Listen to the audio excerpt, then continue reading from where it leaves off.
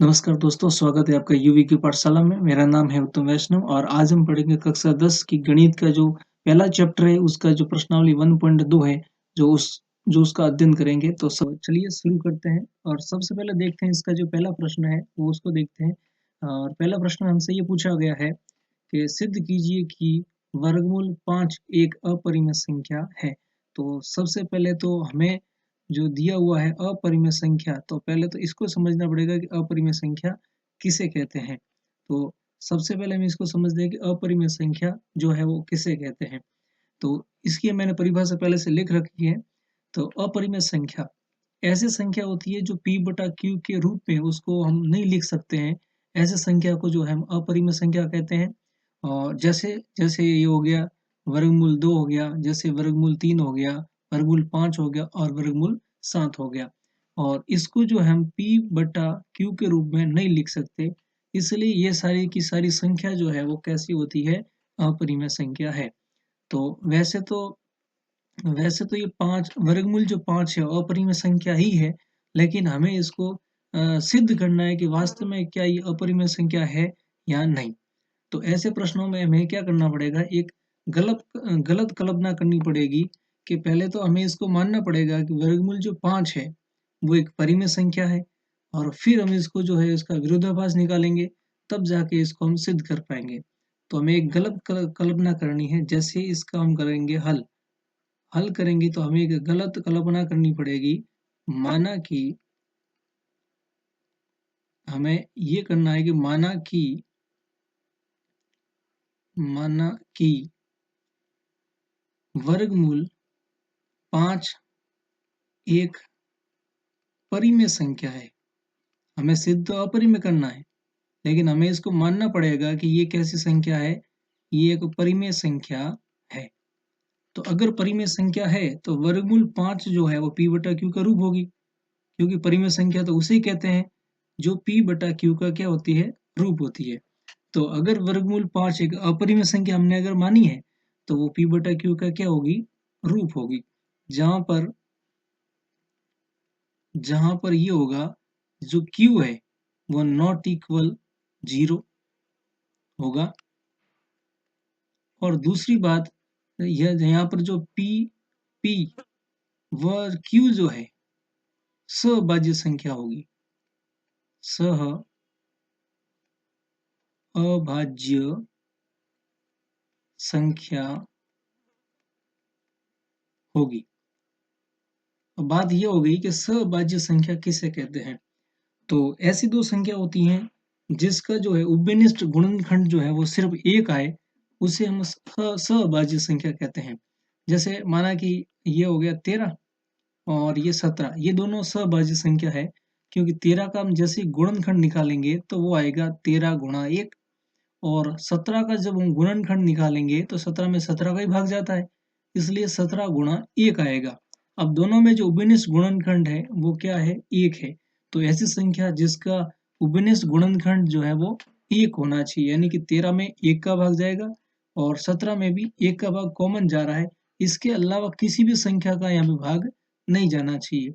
तो ऐसी संख्या को हम क्या कहते हैं, ऐसी संख्या को हम सहभाज्य संख्या कहते हैं। तो ये मानने के बाद में हमें क्या करना है, हमें इन दोनों पक्षों में हमें वर्ग करना है। इसके बाद आपको करना है दोनों पक्षों में क्या करना है, वर्ग करना है। दोनों पक्षों में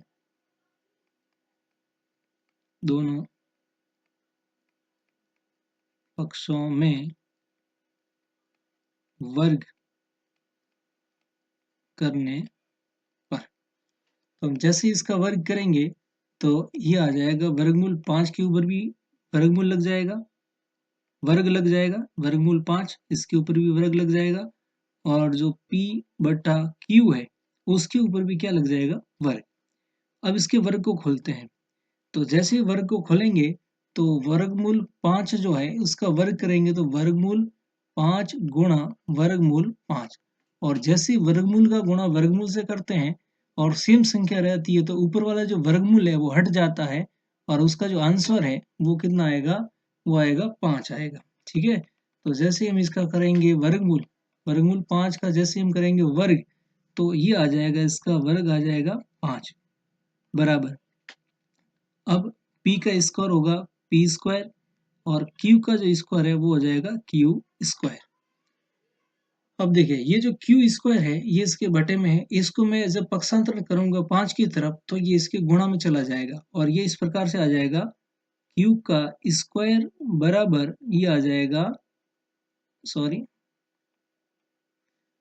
q स्क्वायर 5, q स्क्वायर 5 बराबर में क्या आ जाएगा p का स्क्वायर। अब ये जो 5 है इसको इसके p के भाग में भेजना है क्योंकि ये गुणा में है और जैसे 5 इधर जाएगा तो ये इसके गुणा में आ जाएगा, तो q स्क्वायर बराबर ये आ जाएगा p स्क्वायर और बटे में क्या आ जाएगा, बटे में आ जाएगा 5। यहाँ पे आपको कुछ देखिए, p स्क्वायर में बटे में दिया हुआ 5, इसका मतलब ये हुआ कि p स्क्वायर में 5 का भाग यहाँ पे जा रहा है। तो एक नियम होता है कि अगर p स्क्वायर में 5 का भाग जा रहा है तो p में भी 5 का भाग पूरा पूरा जाएगा, p में भी जो है 5 का पूरा पूरा भाग जाएगा। चलिए आगे करते हैं। चूंकि चूंकि p स्क्वायर 5 से विभाजित है, विभाजित का मतलब 5 का भाग जा रहा है, अतः अतः p भी p भी 5 से विभाजित 5 से विभाजित होगा। ये नियम होता है कि अगर p स्क्वायर में 5 का भाग जा रहा है तो p में भी 5 का भाग जाएगा। ठीक है, अब हमें क्या करना है, अब हमें जो है जहां पे ये p लिखा हुआ है, अब एक बार तो p में तो चला गया, अब q में इसका 5 का भाग देना है। तो q में अगर 5 का भाग देना है तो हमें क्या करना पड़ेगा, जहां पे p है वहां पे हमें मानना पड़ेगा 5r मानना पड़ेगा। अब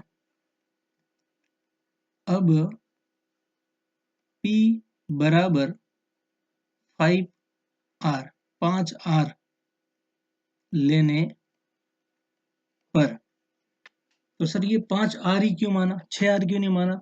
क्योंकि हमसे पूछा गया है कि वर्गमूल 5 है, एक अपरिमेय संख्या है, तो हमें 5r लेना है। अगर यहाँ पे पूछा जाता कि वर्गमूल 3 तो यहाँ पे 3 लेना पड़ता, यहाँ पूछा जाता वर्गमूल 7 तो यहाँ पे भी कितना लेना पड़ता, 7 लेना पड़ता। ठीक है, अब देखिए इसको देना है समीकरण नंबर 1, ये जो आएगा वो आएगा समीकरण नंबर 1 आएगा, ये समीकरण नंबर 1। और जहाँ समीकरण नंबर 1 में जहाँ p है उसकी जगह हमें लेना है 5r लेना है। ठीक है, तो ये बन जाएगा q स्क्वायर बराबर, अब p की जगह हमें लेना है 5r, तो 5r और ऊपर स्क्वायर दिया हुआ है इसलिए हमें यहाँ पे लगाना पड़ेगा स्क्वायर और बटे में कितना है 5। और जैसे इसका हम स्क्वायर खोलेंगे तो ये बनेगा q स्क्वायर बराबर 5 का स्क्वायर होता है 25 और r का स्क्वायर हो जाएगा r स्क्वायर और बटे में ये हो जाएगा 5 और 25 का भाग 5 में कितनी बार जाता है, 5 का भाग 5 में एक बार और 25 में कितनी बार जाएगा, 5 बार। ठीक है, चलिए अब इसको और आगे बढ़ाते हैं। चलिए तो ये 5 से कट गया और ये कितना आ गया, ये आ गया q स्क्वायर बराबर आ गया 5r स्क्वायर। ठीक है, अब ये 5 जो है ये इसके गुणा में है, जब मैं 5 को q की तरफ भेजूंगा तो ये इसके बटे में चला जाएगा, यानी कि इसके ये भाग में चला जाएगा, ये r स्क्वायर बराबर ये आ जाएगा q स्क्वायर और बटे में कितना आ जाएगा 5। इसको देना है समीकरण नंबर 2। जैसा हमने p स्क्वायर के लिए किया था 5 का भाग देके, वैसा का वैसा जो हमने q के लिए भी कर लिया, तो सेम लाइनें q के लिए भी लिखनी है। ठीक है, चूंकि चूंकि q स्क्वायर 5 से विभाजित है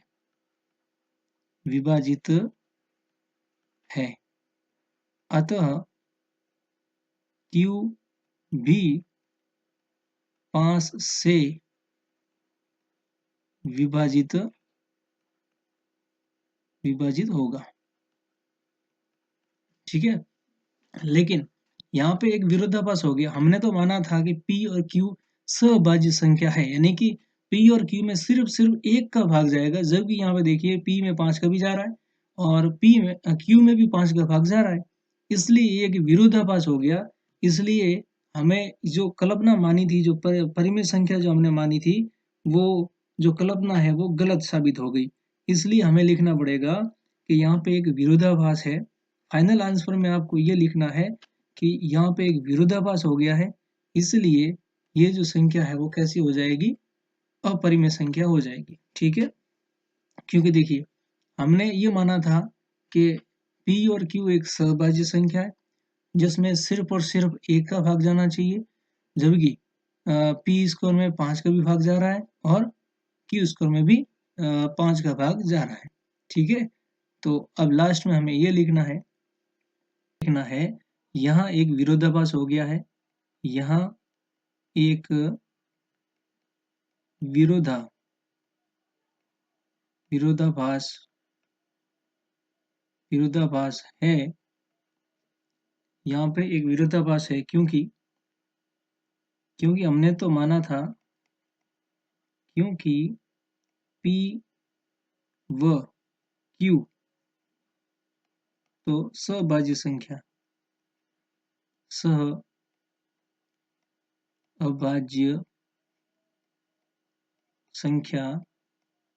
है, अतः हमने एक गलत कल्पना की है, एक गलत कल्पना की है, अतः वर्गमूल 5 एक अपरिमेय संख्या है। ठीक है, तो इस प्रकार से इस प्रश्न को हल करना है, थोड़ा बहुत इसको याद रखना पड़ेगा। और इस प्रश्न तो ये जो प्रश्न है ये परीक्षा की दृष्टि से बहुत इंपॉर्टेंट रहता है, परीक्षा में हर बार पूछा जाता है, इसलिए इस प्रश्न को थोड़ा विशेष ध्यान से इसको करना है। ठीक है, चलिए आगे बढ़ते हैं। चलिए तो अब करते हैं इस प्रश्नावली का दूसरा प्रश्न, और दूसरे प्रश्न में हमसे ये पूछा गया है कि सिद्ध कीजिए कि 3 + 2 वर्गमूल 5 एक अपरिमेय संख्या है। तो जैसा कि हमने पहले प्रश्न में माना हुआ था कि पहले तो हमें परिमेय संख्या मानना है, फिर उसका जो है विरोधाभास करेंगे। तो इसी प्रश्न में भी सेम करना है कि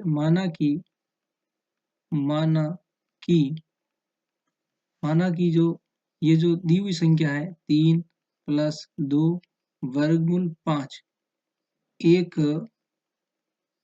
परिमेय संख्या है, एक परिमेय संख्या है, ये हमने मान लिया। तो ये अगर परिमेय संख्या है तो P बटा Q का रूप होगी, तो इसको हम लिख सकते हैं 3 + 2 वर्गमूल 5 बराबर ये किसका रूप होगी, P बटा Q का रूप होगी, जहां पर Q जो है नॉट इक्वल 0 होगा, तथा P, Q, P व Q जो है सहभाज्य संख्या होगी, सहअभाज्य संख्या होगी। ठीक है, ये मान लिया हमने। अब देखिए इस प्रश्न में थोड़ा सा ये करना है कि देखिए जो 3 है वो कैसे संख्या है, ये जो 3 दिया हुआ है वो परिमेय संख्या है, और जो 2 है वो भी एक परिमेय संख्या है, जबकि P बटा जो Q है ये भी एक परिमेय संख्या है। तो परिमेय संख्या को अलग करना है और अपरिमेय संख्या को अलग करना है। ठीक है, तो सबसे पहले जो है ये जो 3 है ये प्लस का है, और जब इसको पक्षांतरण करेंगे दूसरी साइड तो ये माइनस का बन जाएगा। तो इस प्रकार से बन जाएगा वर्गमूल 2 वर्गमूल 5 बराबर P बटा Q, और जो 3 है ये बन जाएगा -3। ठीक है, और ये बनने के बाद में देखिए सबसे पहले हमें इसका करना पड़ेगा LCM। तो LCM कर लेते हैं, इसके बटे में कुछ भी नहीं है तो हमें मानना पड़ेगा P बटा Q, और 3 के बटे में हमने मान लिया 3/1। किसी भी संख्या के बटे में हम 1 मान सकते हैं, और जैसे हम इसका जब लसअप लेंगे तो ये बनेगा, ये जैसे लसब लेंगे तो इसका लसब आएगा, क्यू लसब आएगा, और 1 का गुणा p से होगा तो p आएगा, और q का गुणा 3 से होगा तो 3q आएगा। ठीक है, अब ये जो 2 इसके गुणा में है, इसको जब दूसरी साइड भेजेंगे तो ये बन जाएगा इसके बटे में चला जाएगा, तो वर्गमूल 5 बराबर ये आ जाएगा p माइनस 3q, और बटे में जो है ये आ जाएगा 2 और q। ठीक है, अब देखिए ये पूरी की पूरी जो संख्या है वो पूरी की पूरी एक परिमेय संख्या बन गई है, सारे के सारे परिमेय, p भी परिमेय होता है, और 3 भी परिमेय, 2 भी परिमेय, q भी परिमेय। जबकि दूसरी साइड जो है ये अपरिमेय संख्या, वर्गमूल 5 जो है वो अपरिमेय संख्या होती है। तो कभी भी एक नियम होता है कि कभी भी जो परिमेय और अपरिमेय आपस में बराबर नहीं हो सकते। ठीक है, एक नियम होता है कि परिमेय संख्या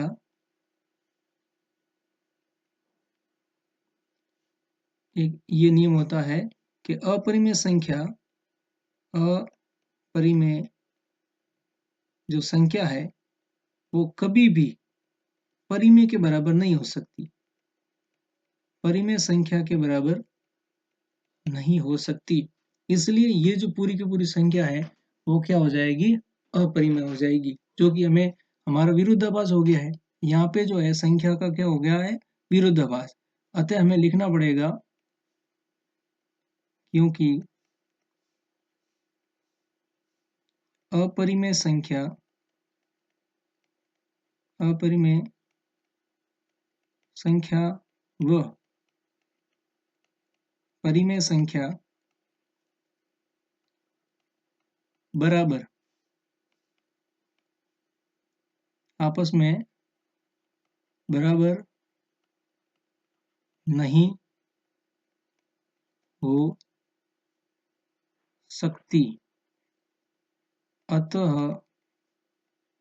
हमारी कल्पना गलत है, इसलिए हमारी जो कल्पना हमने माना था एक परिमेय संख्या वो गलत हो जाएगी। अतः हमारी कल्पना क्या हो जाएगी, गलत। कल्पना गलत है। इसलिए इसलिए 3 प्लस 2 वर्गमूल 5 एक अपरिमेय संख्या है, अपरिमेय संख्या है।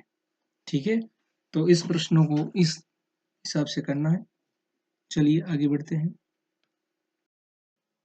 प्रश्न नंबर 3 है, इसमें पूछा गया है कि सिद्ध कीजिए कि निम्नलिखित संख्या अपरिमेय संख्या है। इन तीनों को हमें सिद्ध करना है कि अपरिमेय संख्या है।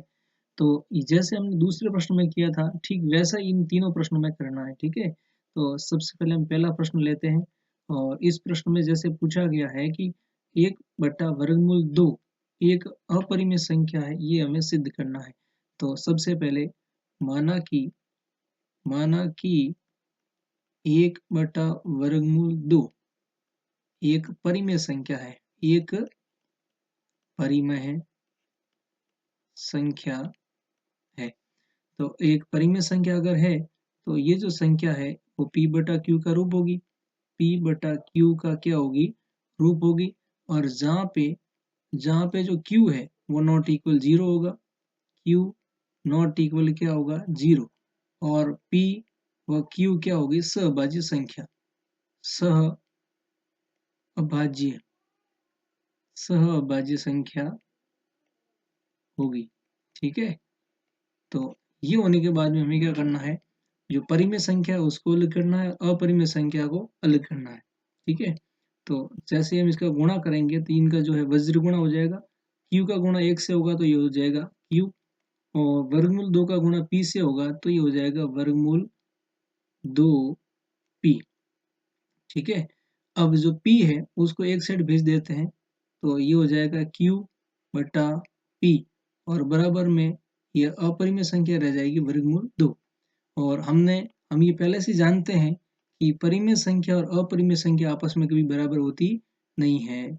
परिमेय जो संख्या है वो नॉट इक्वल अपरिमेय संख्या है, जो कि हमारा विरोधाभास यहाँ पे हो जाएगा अपरिमेय।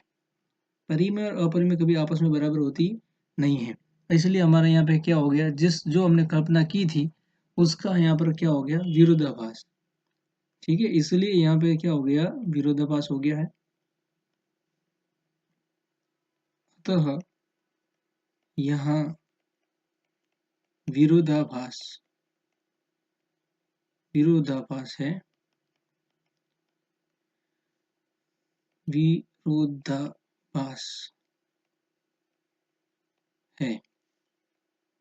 अतः 1/2 एक अपरिमेय संख्या है,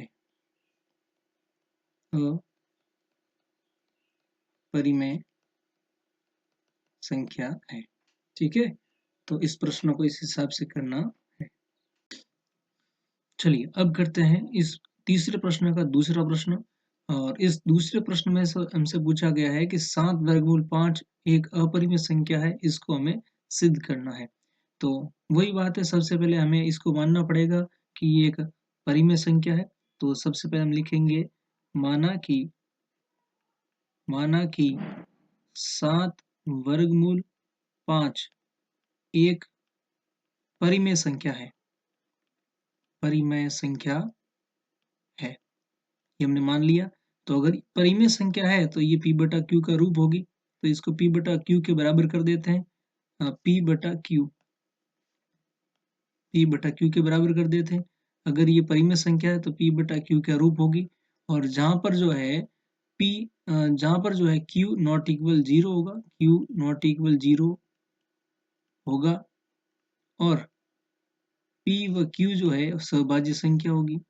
p व q जो है वो कैसी संख्या होगी, सहभाज्य संख्या होगी, सहभाज्य संख्या होगी।